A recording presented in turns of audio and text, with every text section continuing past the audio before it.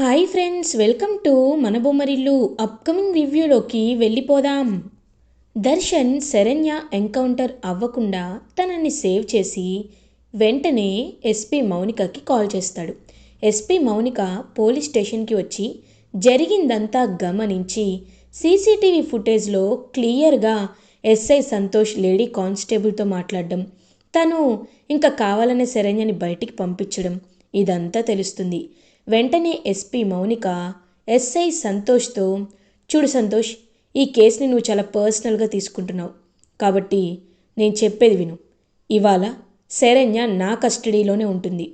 దర్శన్, నువ్వు శరణ్యని తీసుకువెళ్ళు, తనకి ఫస్ట్ ఎయిడ్ చేయించి తనకి భోజనాన్ని తినిపించి తీసుకురా అని ఇంకా ఎస్పీ మౌనిక అయితే గట్టిగా సమాధానం చెప్పి సంతోష్కి అక్కడి నుండి శరణ్యని తీసుకువెళ్తుంది. తన్ని రేపు కోర్టులో సబ్మిట్ చేసే బాధ్యత నాది కాబట్టి నీ అతి తెలివిని ఇక్కడ ప్రదర్శించొద్దు అని గట్టిగా వార్నింగ్ ఇస్తుంది. ఇంకా తన్ని చంపలేకపోయినందుకు చాలా ఇరిటేటింగ్గా ఫీల్ అవుతాడు సంతోష్. ఇది ఇలా ఉండగా దర్శన్ శరణ్యకి ఫస్ట్ ఎయిడ్ చేయించి ఇంకలా భోజనం పాపం ప్రేమగా తినిపిస్తాడు దర్శన్. అదంతా చూస్తూ శరణ్య పాపం చాలా అంటే చాలా ఎమోషనల్గా ఫీల్ అవుతుంది. శరణ్య, నువ్వేమీ కంగారు పడద్దు, నిన్ను నిర్దోషిగా విడుదల చేసే బాధ్యత మాది అని మాటిచ్చి శరణ్యని ప్రేమగా చూసుకుంటాడు దర్శన్. ఇది ఇలా ఉండగా మార్నింగ్ అవుతుంది. ఆనంద Bhairavi, Darshan and family members, Lahari అందరూ కోర్టుకి రీచ్ అవుతారు. ఇంకలా ఎస్ఐ సంతోష్ అయితే అఫీషియల్గా శరణ్యని కోర్టుకి తీసుకువస్తాడు. ఇదంతా లైవ్లో చూస్తూ ఉంటుంది అనన్య. ఎలా అయినా ఈ శరణ్యపై నిందంతా వెళ్ళిపోవాలి, అప్పుడే నేను ప్రశాంతంగా ఉండగలనని చెప్పి కోపంతో రగిలిపోతూ ఉంటే ఇంకా వెంటనే కోర్టులో ప్రొసీడింగ్స్ అయితే స్టార్ట్ అవుతాయి. యువర్ ఆనర్, నా క్లయింట్ పేరు శరణ్య. తనపై లేనిపోని నిందల్ని వేసి ఈ ఎస్ఐ సంతోష్ గారు తన పర్సనల్ గ్రడ్జ్తో ఇదంతా చేస్తున్నారు అని శరణ్య తరపు లాయర్ చెప్తూ ఉంటే, అబ్జెక్షన్ యువర్ ఆనర్. చూడండి యువర్ ఆనర్, ఇక్కడ కేసుకి సంబంధించిన ఫ్యాక్ట్స్ కొన్నే ఉన్నాయి. మహేష్ చాలా మంచి అబ్బాయి. అతను ఉన్నతమైన కుటుంబంలో పుట్టిన ఇండిపెండెంట్గా ఉండాలి అని వాళ్ళ ఫ్రెండ్స్తో పార్ట్ టైం జాబ్ చేసుకుంటూ ఒకవైపు చదువుకుంటూ ఇంట్లో వాళ్ళని ఒక్క రూపాయి కూడా అడగకుండా ఇండిపెండెంట్గా ఉంటున్నాడు. అలాంటి ఒక మంచి వ్యక్తిపై ఈ శరణ్యకి ఎందుకు కోపం వచ్చిందో నాకు తెలీదు, ఎందుకు తను కక్ష సాధించిందో నాకు తెలీదు. కానీ ఒకరోజు కావాలనే శరణ్య మార్చి మహేష్ని రమ్మని పిలిచి రెసార్ట్కి వెళ్ళిన తర్వాత మహేష్ని విషం పెట్టి చంపేసింది. కావాలంటే మహేష్ డెడ్ బాడీపై, తన స్కల్పై ఇదిగోండి శరణ్య ఫింగర్ ప్రింట్స్ ఉన్నాయి. అండ్ సీసీటీవీలో కూడా శరణ్య మహేష్ డెడ్ బాడీని మాయం చేస్తున్నట్టు క్లియర్గా కనబడుతుంది. కాబట్టి శరణ్యని హత్య చేసింది, దాని వెనకాల ఉన్న ఇంటెన్షన్ ఏదైనా శరణ్య హత్య చేయడం మాత్రం తప్పు యువర్ ఆనర్. దీన్ని నేరంగా పరిగణించి శరణ్యకి కఠిన కారాగార యావజ్జీవ శిక్ష వేయాలని కోరుకుంటున్నాను అని పబ్లిక్ ప్రాసిక్యూటర్ అంటే గవర్నమెంట్ తరపు లాయర్ చెప్తారు. సో వెంటనే డిఫెన్సివ్ లాయర్, మీరు కథలు బాగా అల్లుతున్నారు పీపీ గారు, కానీ ఇక్కడ కావాల్సింది కథలు కాదు, సాక్ష్యాలు అండ్ నిజాలు. We're about the facts, not exemptions. So facts గురించి మాట్లాడుకుందాం. చూడండి యువర్ ఆనర్, ముందుగా ఒక మనిషి చనిపోయాడు అని అంటున్నాం కరెక్టే, కానీ ఆ చనిపోయిన వ్యక్తి ఎలాంటివాడు, అతని క్యారెక్టర్ ఎలాంటిది, అతను బ్రతికున్నప్పుడు ఏమేం చేశాడు అనే విషయాల్ని ఎవరు ఎందుకు తెలుసుకోలేకపోతున్నారు? మీకు చూపిస్తాను. మహేష్ సరోజారావు గారికి 2 కొడుకుల్లో చిన్న కొడుకు. వాళ్ళకి స్టీల్ ఫ్యాక్టరీస్ అండ్ ఎన్నో వేల కోట్ల ఆస్తుంది. కానీ ఇతను ఇండిపెండెంట్గా ఉంటున్నాడన్నారు కదా పీపీ గారు, బట్ అది ఇండిపెండెంట్ కాదు. వాడు చేసే తప్పులు ఎవరికి తెలియకుండా ఉండాలి అనే వాళ్ళ ఫ్రెండ్స్తో రూమ్లో ఉంటున్నాడు. కావాలంటే సాక్ష్యాలు చూడండి. ఈ మహేష్ ఇల్లీగల్గా ఎన్ని పనులు చేశాడో మీకే తెలుస్తుంది. ఈ మహేష్, చనిపోయిన మహేష్ 2 to 3 టైమ్స్ పబ్లో పౌడర్ని కన్జ్యూమ్ చేస్తూ పోలీస్ స్టేషన్లో దొరికిపోయిన రికార్డ్స్ని మీరు చూడొచ్చు. కానీ ఇన్ఫ్లుయెన్స్తో బెయిల్పై బయటకు వచ్చేశాడు. అది మాత్రమే కాదు, సీక్రెట్గా అమ్మాయిల వీడియోలు తీస్తూ వాళ్ళని బ్లాక్మెయిల్ చేస్తూ వాళ్ళతో చాలా క్లోజ్గా బిహేవ్ చేస్తూ వాళ్ళని మోసం చేస్తూ ఉంటాడు. ఇవన్నీ ఈ మహేష్ హాబీస్ అని అంటారు. వెంటనే ఎస్ఐ సంతోష్ నో, నా నా తమ్ముడు అలాంటి వాడు కాదు. కావాలని ఈ ఆనంద భైరవి ఫ్యామిలీ నా తమ్ముడిపై విషం చల్లుతున్నారు. తన కోడల్ని కాపాడుకోవడానికే ఇదంతా చేస్తున్నారు అని అరుస్తారు. ఆర్డర్, మీరేమైనా చెప్పాలంటే బోన్లోకి వచ్చి చెప్పండి అని అంటారు. ఇంక వెంటనే బోన్లోకి వచ్చి, యువర్ ఆనర్, ఆనంద భైరవి గారిది చాలా ఉన్నత కుటుంబం కాబట్టే తన కోడల్ని కాపాడుకోవడానికి నా నా తమ్ముడిపై కావాలని నిందలు వేస్తున్నారు అని అంటారు. ఇంక వెంటనే డిఫెన్సివ్ లాయర్, చూడండి యువర్ ఆనర్, ఎప్పుడైనా లాయర్ కోట్ వేసుకున్నవాడు వాళ్ళ క్లయింట్ గురించి ఆలోచించాలి. పబ్లిక్ పోలీస్ యూనిఫామ్ వేసుకున్నవాడు న్యాయాన్యాయాలని సరి సమానంగా చూడాలి. కానీ ఇతను శరణ్యనే కిల్లర్ అని మెంటల్గా ఫిక్స్ అయిపోయి, తన తమ్ముణ్ణి తనే చంపేసింది అని మెంటల్గా ఫిక్స్ అయిపోయి, చూడండి రక్తం వచ్చేలా ఎలా శరణ్యని కొట్టించాడో. ఇదంతా తప్పు. మీకు పర్సనల్ గ్రడ్జ్ ఉంటే యూనిఫామ్ తీసేసి పోరాడండి, అంతేకాని మీ చేతిలో పవర్ ఉందని ఇలా చేయడం తప్పు.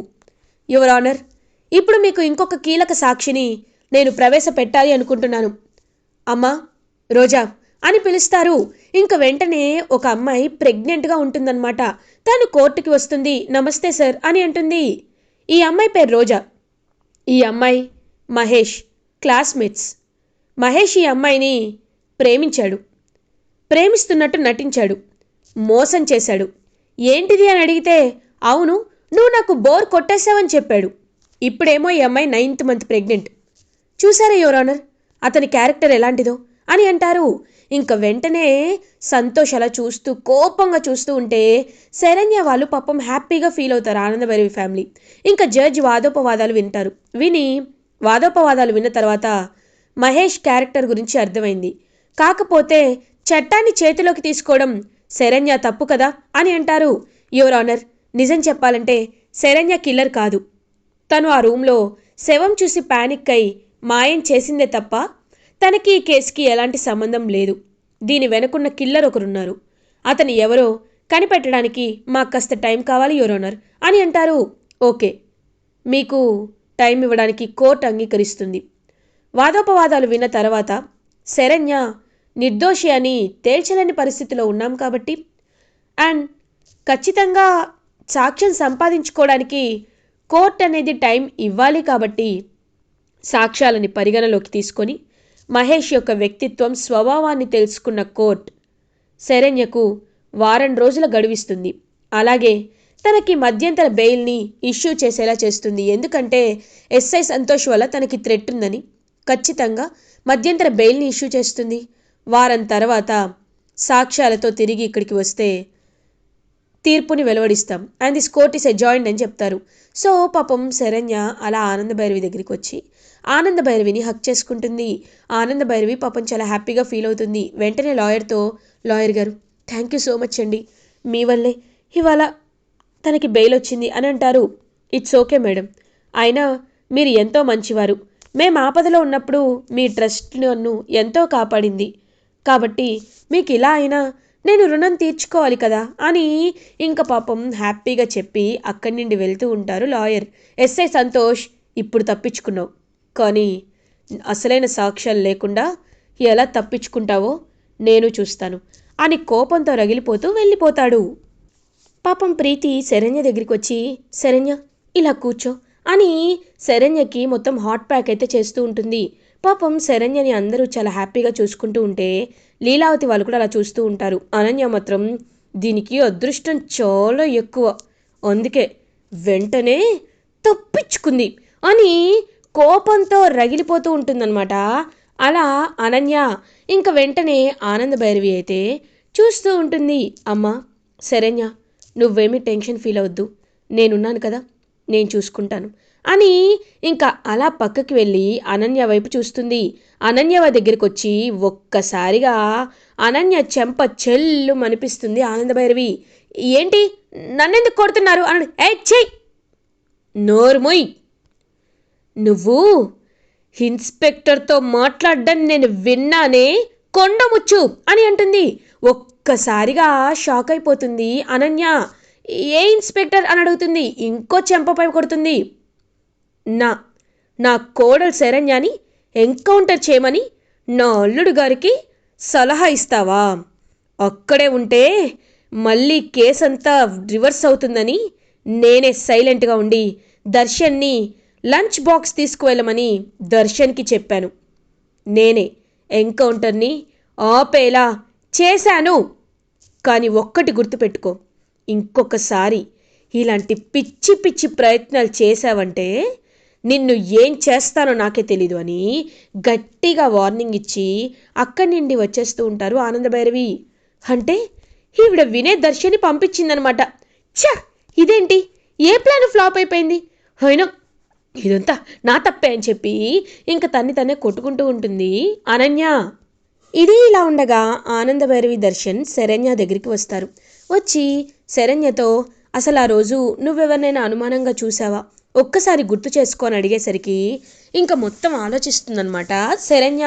ఆలోచించేసరికి ఆ రోజు అక్కడ సమీరా ఉండడం అండ్ ప్రకాష్ కూడా హడావిడిగా తనకి టెన్షన్ పడుతూ కనిపించడం లాంటిది జరుగుతుంది.